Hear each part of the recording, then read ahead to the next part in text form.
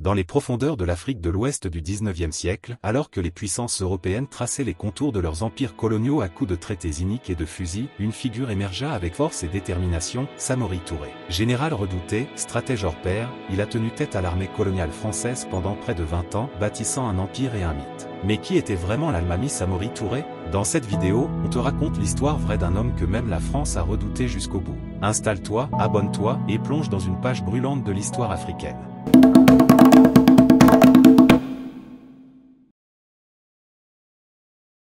Minian-Baladougou, vers 1830. Dans les terres vallonnées de la Haute-Guinée, battues par les vents de l'Harmattan et bercées par les rivières du Haut-Niger, naît un enfant appelé à bouleverser le cours de l'histoire de l'Afrique de l'Ouest, Samori Touré. Fils du marchand Dioula Touré et de Sokona Kamara, Samori appartient à la noble tradition des marabouts mandingues, ancrée dans les peuples malinké et soninké. Cette naissance s'inscrit dans une époque charnière, alors que l'Afrique de l'Ouest est secouée par des bouleversements sans précédent. L'enfant grandit dans un monde où les empires africains traditionnels se délitent peu à peu, rongés de l'intérieur par les conflits ethniques, et de l'extérieur par la pression commerciale et militaire européenne qui gagne du terrain. La traite transsaharienne décline lentement, tandis que le commerce avec les puissances européennes, notamment la France et la Grande-Bretagne, explose. Les armes à feu, introduites en masse par les marchands étrangers, redessinent les équilibres de puissance locaux. Le vieux monde mandingue est sur le point de céder à une nouvelle ère, plus violente, plus incertaine. C'est dans ce tumulte que Samori façonne son caractère, entre tradition et rupture, entre respect des anciens et appel du changement.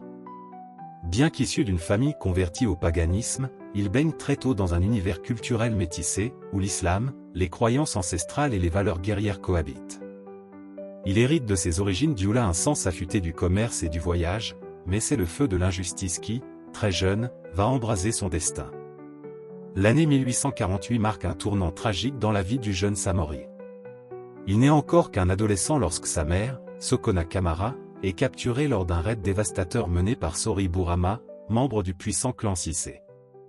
Ces derniers, connus pour leur puissance militaire et leurs ambitions territoriales, s'illustrent par la brutalité de leur campagne de razzia. Sokona est réduite en esclavage, emportée dans les profondeurs du royaume ennemi. Pour Samori, cette blessure est profonde. Et la réponse qu'il apporte sera à la hauteur de l'injustice subie.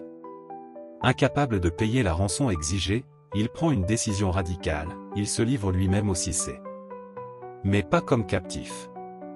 Il s'offre à leur service, non pas comme un esclave, mais comme un homme libre, résolu à libérer sa mère par la seule force de sa fidélité et de son engagement.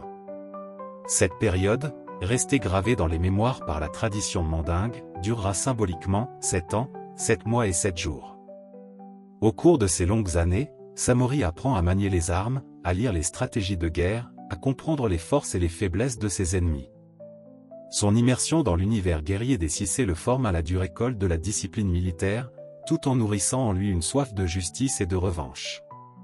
Libéré de sa promesse et de son engagement après la libération de sa mère, Samori n'est plus le jeune homme naïf d'autrefois.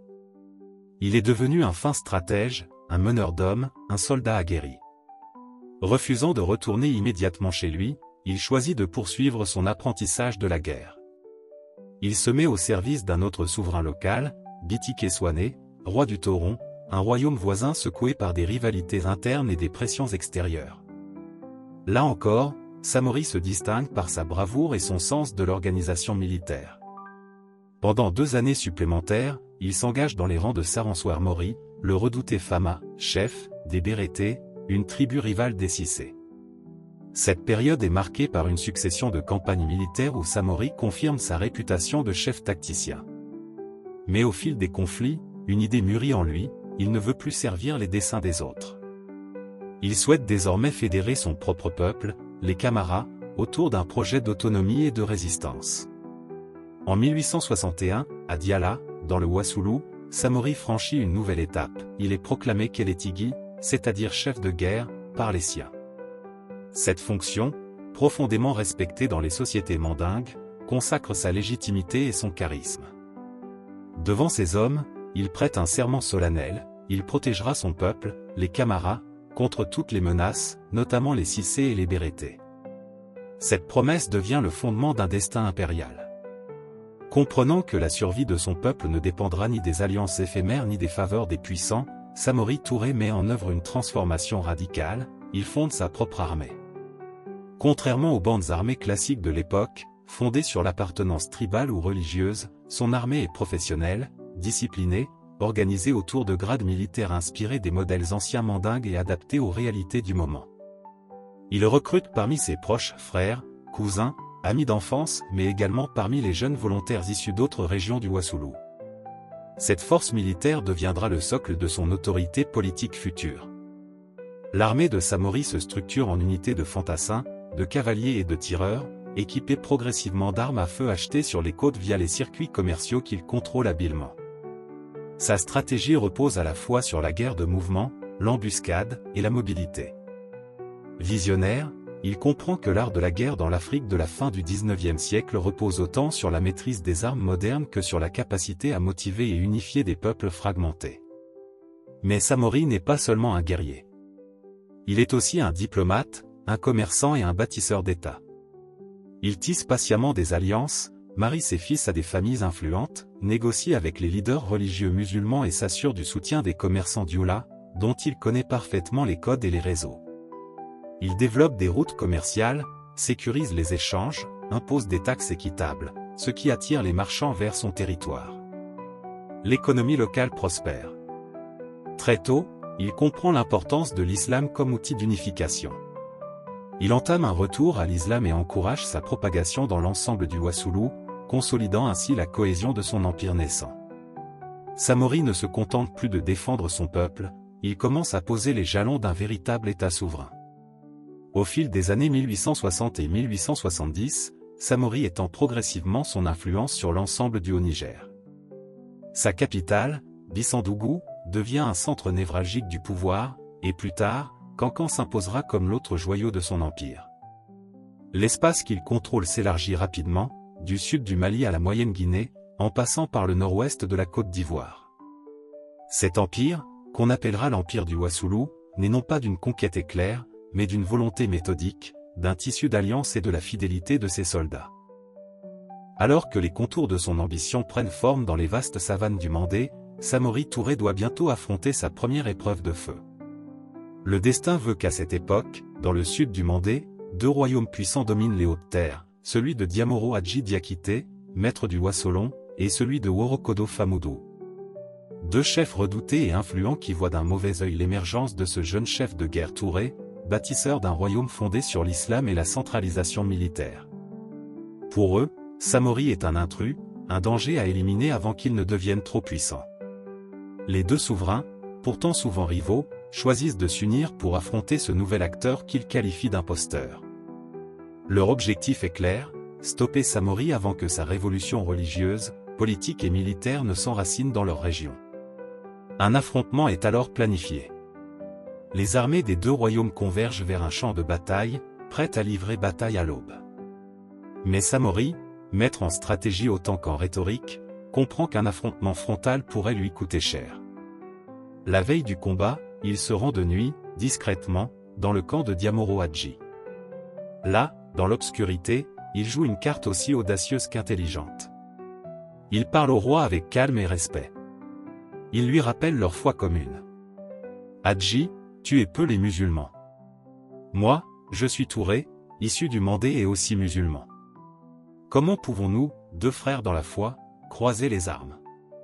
Pour sceller sa sincérité, Samori offre à Hadji une forte quantité de cola et d'or, en signe de paix et de fraternité. Touché par ce geste et cette logique implacable, Diamoro Hadji accepte de se retirer du combat, à condition que Samori prévienne ses soldats de ne pas ouvrir le feu sur les siens. Il promet de n'utiliser aucune arme à feu durant la bataille. Le lendemain, la bataille éclate malgré tout entre les forces de Samori et celles de Famoudou, abandonnées par son allié. Elle dure de 9h à 14h.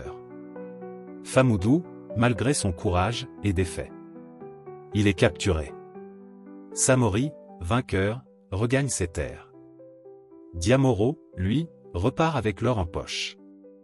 L'affrontement, entré dans la légende sous le nom de « Saman-Saman », le tiré-tiré, fait l'effet d'un tremblement de terre dans tout le Mandé. Le message est clair, Samori Touré est désormais le plus redoutable chef de guerre de toute la région. 2 rois unis ont été vaincus, sans même qu'il ait eu à engager la totalité de ses forces. Une légende était née. L'année 1864 marque un tournant dans l'histoire de l'Afrique de l'Ouest. El Hadj Oumar Tahal, le grand fondateur de l'empire tout couleur, meurt. Son empire, bâti à la force du sabre et de la foi, se fragmente. Ce vide politique offre une opportunité unique à de nouveaux chefs de guerre. Samori, lui, n'attendait que cela. En 1867, il est un chef militaire aguerri, maître de son armée installée à Sanankoro, au cœur des Hautes-Terres guinéennes, près du Haut-Milo. C'est là, dans un contexte de conquête et de rivalité locale, que Samori fait un choix crucial. Il se convertit à l'islam de manière officielle, bien qu'il soit déjà d'origine musulmane. Il embrasse pleinement cette foi comme fondement de son État, et prend le titre d'Al-Mami, c'est-à-dire guide religieux, entre 1873 et 1874. Mais Samori n'est pas qu'un homme de foi. Il est aussi un stratège pragmatique. Son royaume repose sur 2 piliers, le commerce et la guerre. Et dans ce commerce, une marchandise s'impose dans le contexte de l'époque, les esclaves. Ceux issus des tribus conquises sont vendus ou intégrés à son armée, renforçant la puissance de son royaume. Ce système, aussi cruel soit-il, finance ses ambitions et lui permet d'étendre son autorité. En 1876, une autre étape est franchie. Samori réussit à établir des liens commerciaux directs avec la colonie britannique de Sierra Leone. Par ce biais, il importe des fusils à chargement par la culasse, arme moderne bien supérieure à celle utilisée par ses rivaux locaux. Il se procure également des chevaux, indispensables pour ses unités de cavalerie. Ces acquisitions changent la donne.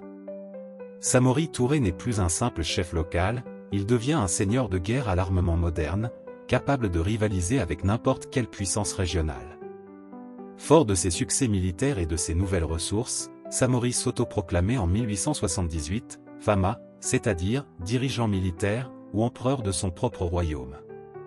Ainsi naît officiellement l'empire Wassoulou, avec Bissandougou comme capitale. Ce n'est pas qu'un acte symbolique, c'est une véritable organisation politique, structurée autour d'un pouvoir centralisé, d'une armée disciplinée et d'une diplomatie active. Pour renforcer son prestige et sa position, Samori entre en contact avec des puissances musulmanes de la région, comme l'empire tout couleur affaibli, et engage une série d'alliances diplomatiques et commerciales. Il assoit son autorité non seulement par la guerre, mais aussi par l'économie et la négociation.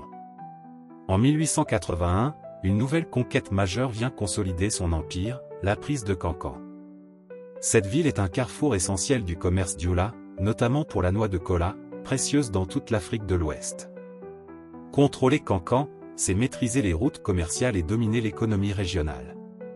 Samori le sait et en tire profit. À cette époque, son empire s'étend de la Guinée au Mali, jusqu'aux confins de l'actuelle Sierra Leone, du nord de la Côte d'Ivoire, et même jusqu'à Bobo-Dioulasso au Burkina Faso. Partout, le nom de Samori Touré inspire respect ou crainte. Il incarne à la fois le réformateur, le guerrier, le diplomate, et le chef religieux. À Bobo-Dioulasso, Samori montre encore une fois sa capacité à mêler force et diplomatie. Il menace la ville, dirigée par la célèbre princesse Gimbi Ouattara, parce qu'elle entretient des liens avec le royaume Tiéfo, allié des Français. Mais au lieu d'attaquer, Gimbi prend les devants. Elle se rend chez lui, chargée de cadeaux, et négocie habilement la paix. Séduit par sa démarche, Samori épargne la ville. Encore une fois, il prouve que sa force ne réside pas uniquement dans les armes, mais aussi dans l'art de négocier sans verser de sang. Pendant qu'il consolide ses conquêtes, Samori intensifie aussi ses relations diplomatiques, notamment avec les Britanniques de Sierra Leone et les autorités de l'Imama du Fouta Djallon. Il sait que pour survivre dans cette époque agitée, il ne suffit pas de conquérir, il faut aussi tisser des alliances durables.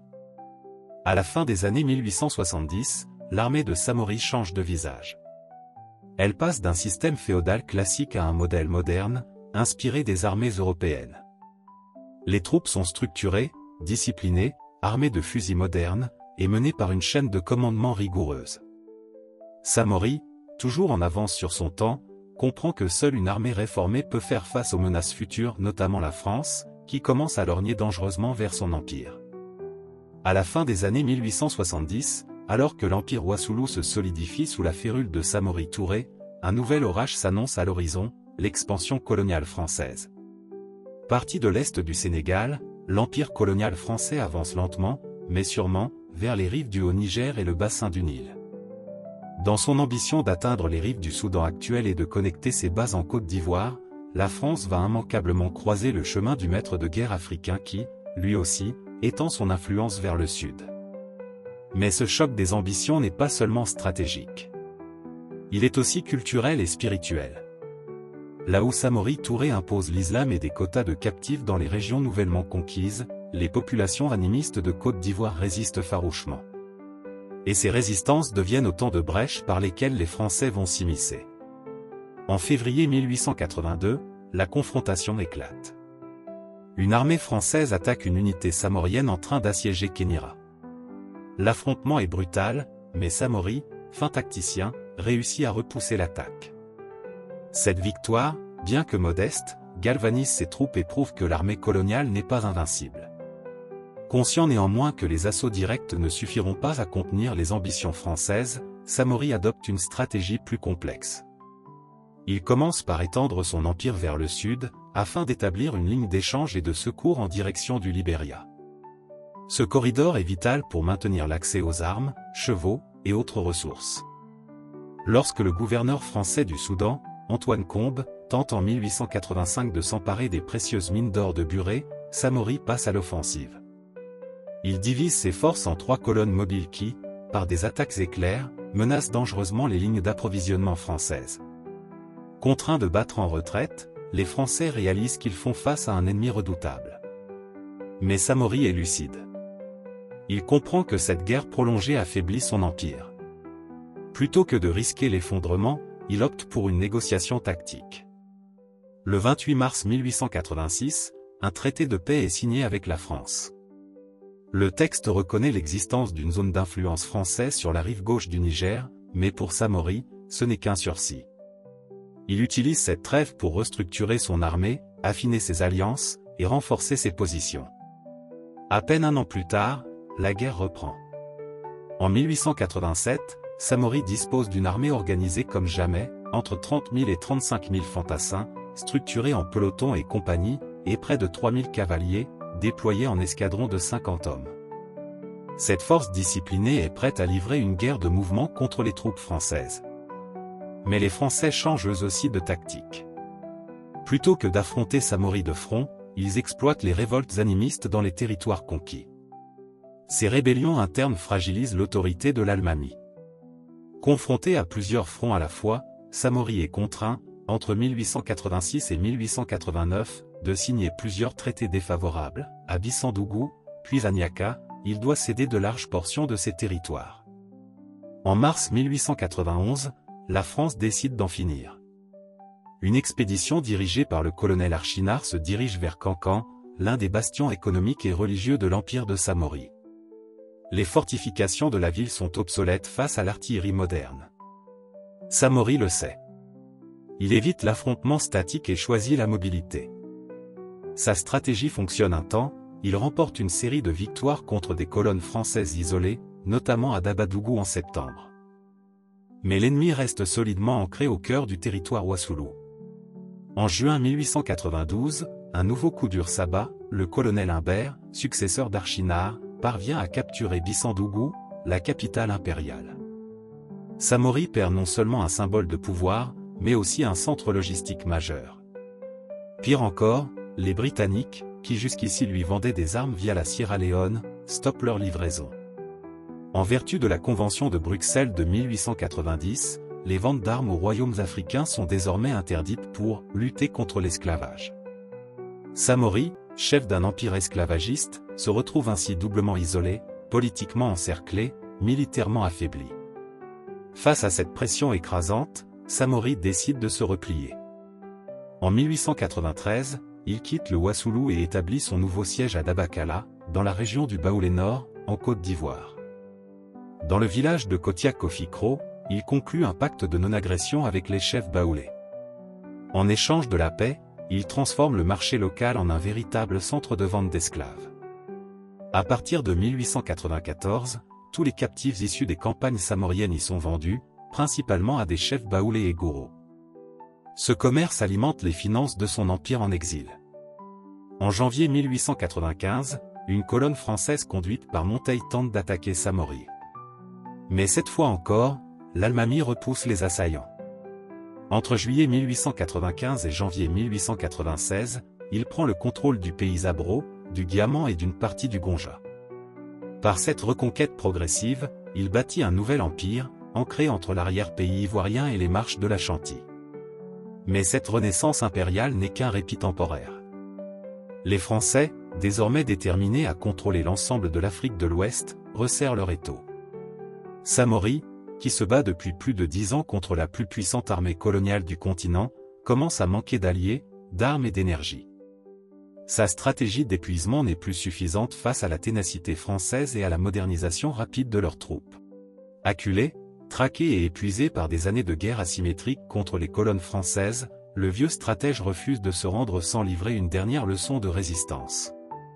Ne pouvant plus affronter frontalement des forces supérieures en nombre et en équipement, Samori adopte une tactique impitoyable, la politique de la terre brûlée. Village après village, territoire après territoire, ces hommes détruisent tout ce qui pourrait profiter à l'ennemi.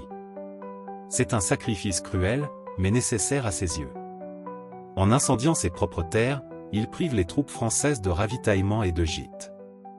Ce choix stratégique, bien que désespéré, permet de ralentir leurs avancées. Mais le coût est immense, en coupant cette voie, Samori perd également l'accès au Libéria, son dernier espoir pour se réarmer.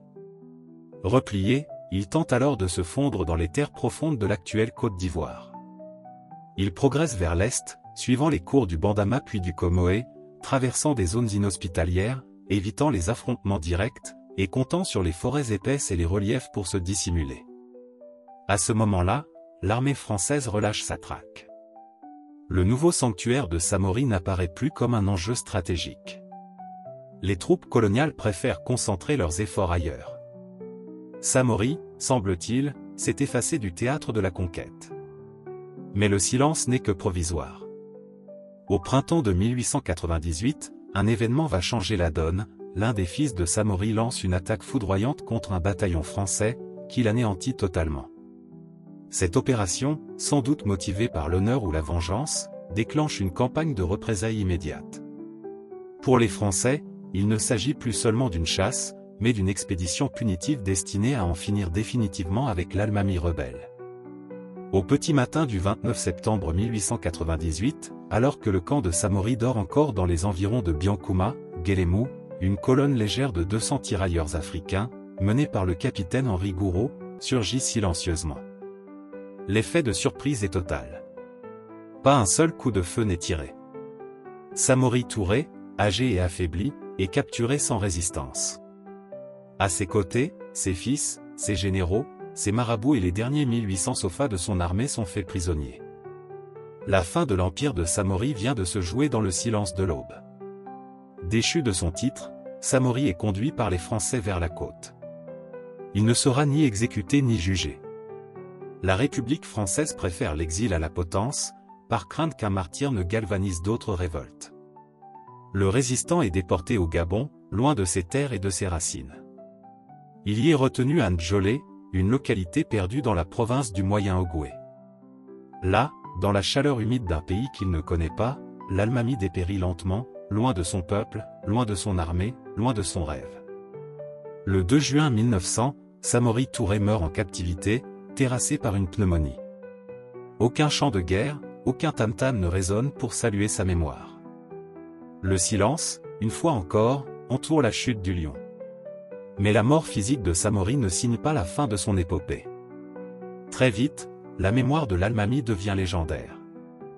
Le conquérant de Wassoulou, longtemps vu par les Français comme un tyran ou un fauteur de troubles, entre dans l'histoire comme le plus redoutable adversaire que la France coloniale ait affronté en Afrique de l'Ouest.